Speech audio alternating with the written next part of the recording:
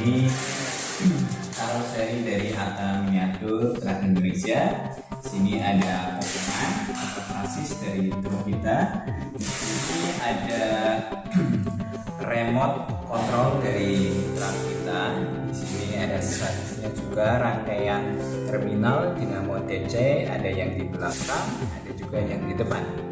Di sini cukup rumit juga karena banyak sekali kabel yang perlu dirangkai, perlu dihubungkan satu sama lain. Di sini ada dudukan baterai AA atau A2. Kemudian di sini yang di belakang yaitu ada saklar atau switch on off. Ini juga nanti disambungkan satu persatu sehingga semuanya bisa berhubungan dan juga bisa menyala. Untuk remote di sini ini sendiri. Ini switchnya, tombolnya di sini. Kalau yang ini untuk lampu, di sini untuk remote. Di sini remote-nya pakai baterai yang sudah dicas. Otomatis nanti dicas bisa diisi ulang tanpa membeli baterai lagi, sehingga cukup dicas saja.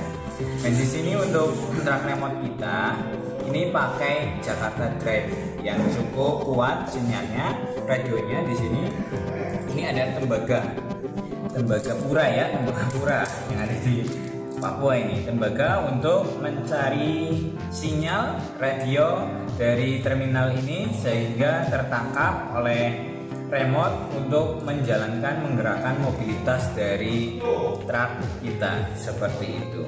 Sini lapisan dari roda peleknya kita tambahkan dengan yaitu spon atau gabus supaya cukup kandil, tebal juga supaya tidak licin sehingga untuk membawa beban berat tidak terlalu licin. Ya, itu contoh seperti itu.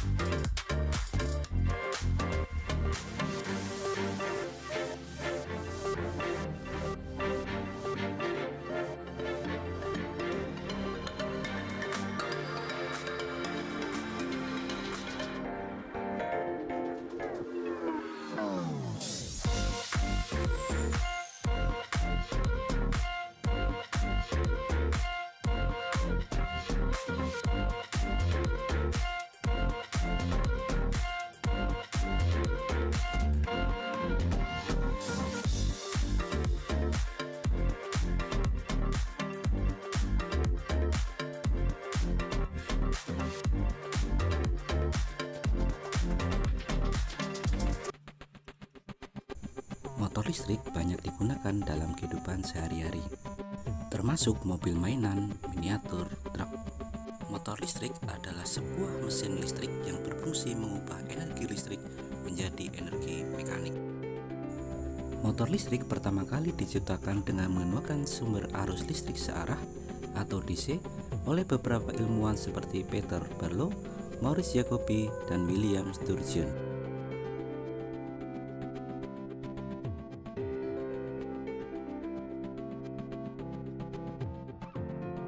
Perkembangan motor listrik DC tidak dapat terlepas dari sebuah fenomena induksi elektromagnetik yang diperkenalkan oleh Michael Faraday.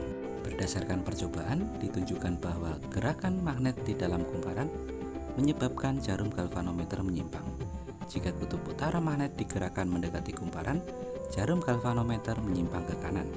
Jika magnetian dalam kumparan, jarum galvanometer tidak menyimpang. Jika kutub utara magnet digerakkan menjauhi kumparan, jarum galvanometer menyimpang ke kiri. Penyimpangan jarum galvanometer tersebut menunjukkan pada kedua ujung kumparan terdapat arus listrik. Peristiwa timbulnya arus listrik seperti itulah yang disebut induksi elektromagnetik. Beda potensial yang timbul ujung kumparan disebut GGL induksi. Namun justru di akhir abad 19, puluhan tahun setelah para ilmuwan memperkenalkan motor listrik, John Ambrose Fleming memperkenalkan sebuah sistem mnemonik untuk memudahkan kita memahami fenomena yang terjadi pada motor listrik. Sistem mnemonik tersebut Fleming sebut dengan kaidah tangan kiri untuk motor listrik. Kaidah ini memudahkan kita untuk menentukan arah gaya dorong, arah medan magnet, serta arah arus listrik pada sebuah sistem induksi elektromagnetik. Tirukan saja susunan jari tangan kiri kalian untuk membentuk konfigurasi seperti gambar tersebut. Sekarang yang perlu kita ingat adalah dengan konfigurasi jari tangan kiri seperti ini, maka jari tengah menunjukkan arus listrik, jari telunjuk menunjukkan arah medan magnet, sedang ibu jari menunjuk gaya dorong yang terjadi akibat fenomena induksi elektromagnetik. Perhatikan skema motor listrik DC. Magnet berfungsi untuk menghasilkan medan magnetik. Baterai digunakan untuk menghasilkan arus listrik. Sikat berfungsi untuk menghubungkan arus dari baterai ke komutator dari kumparan. Komutator berfungsi untuk mengubah arah arus yang mengalir pada kumparan agar putaran motor dapat terjadi. Pada skema di atas, rotor motor diskemakan dengan sebuah kawat angker penghantar listrik yang membentuk persegi panjang. Pada kedua ujung kawat angker terpasang komutator berbentuk lingkaran yang terbelah di tengahnya. Komponen ini sering kita dengar dengan sebutan cincin belah. Cincin belah termasuk bagian dari rotor sehingga ia ikut berputar dengan rotor. Stator motor tersusun atas dua magnet dengan kutub berbeda yang saling berhadapan. Pada bagian yang kontak langsung dengan cincin belah, stator dilengkapi dengan sikat karbon yang berfungsi untuk menghubungkan arus listrik dari sumber tegangan ke kumparan rotor. Sumber tegangan DC diilustrasikan dengan gambar baterai pada skema motor DC di atas. Masing-masing kutub baterai terhubung dengan sikat karbon, sehingga tercipta arus listrik DC dengan arah arus dari kutub positif ke negatif melewati sikat karbon, satu bagian cincin belah, kawat angker, kembali ke cincin belah, sikat karbon, dan ke kutub negatif baterai.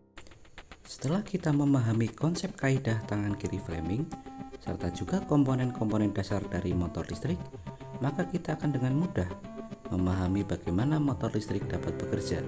Kita mulai dengan gambar di atas, garis medan magnet mengarah ke kiri yang disimbolkan dengan garis biru dan huruf B. Untuk arah arus listrik ditunjukkan dengan garis berwarna hitam dan huruf I.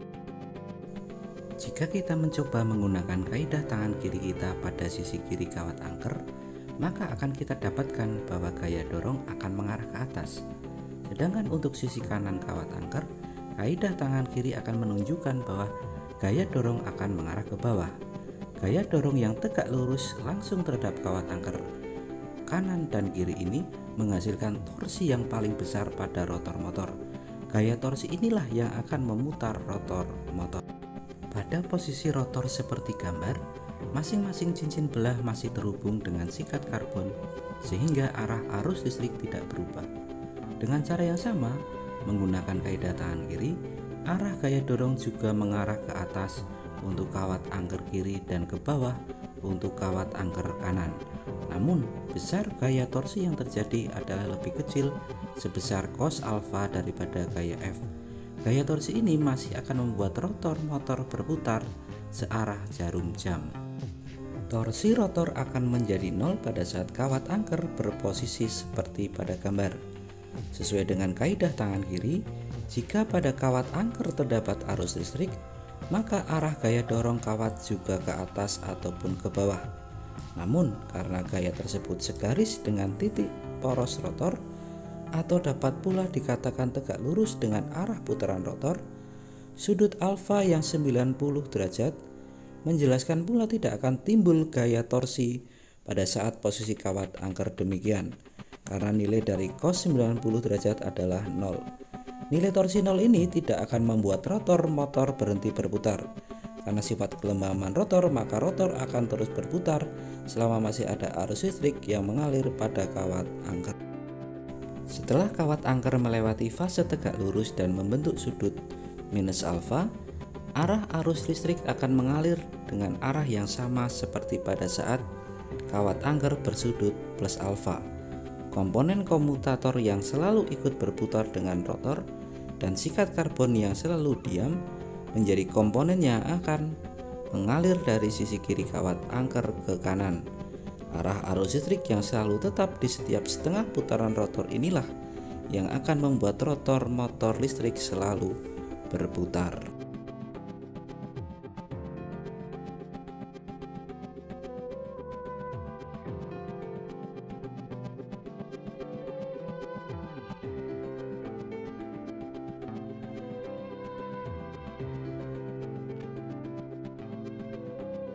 Prinsip gaya Lorentz diterapkan di motor listrik. Gulungan kumparan ditempatkan di dalam medan magnet, kemudian dialiri arus listrik sedemikian rupa hingga gaya Lorentz yang dihasilkan pada kumparan mengakibatkan gerak memutar. Gaya dorong pada kawat angker motor listrik DC merupakan salah satu bentuk gaya Lorentz. Gaya Lorentz adalah gaya yang ditimbulkan oleh adanya arus listrik yang berada dalam sebuah medan magnet. Perhitungan besar gaya Lorentz adalah sesuai dengan rumus berikut. F sama dengan B kalikan I kalikan L, di mana F adalah gaya Lorentz, B medan magnet, I arus listrik, L panjang kawat yang dialiri arus listrik. Besar gaya Lorentz berpengaruh langsung terhadap kecepatan putaran serta gaya torsi motor listrik. Sesuai dengan rumusan tersebut, maka kecepatan putaran serta torsi motor tergantung dari besar medan magnet, besar arus listrik, serta panjang kawat. Ketiga komponen tersebut dapat direkayasa sehingga didapatkan karakteristik motor listrik yang sesuai dengan yang diinginkan. Merekayasa jumlah lilitan kawat angker serta besar arus listrik yang masuk ke kawat tersebut menjadi dua komponen yang paling mudah dimodifikasi pada motor listrik. Pergi karena tugas, pulang karena rindu. Memang hidup kami kurang tidur, tapi banyak mimpi.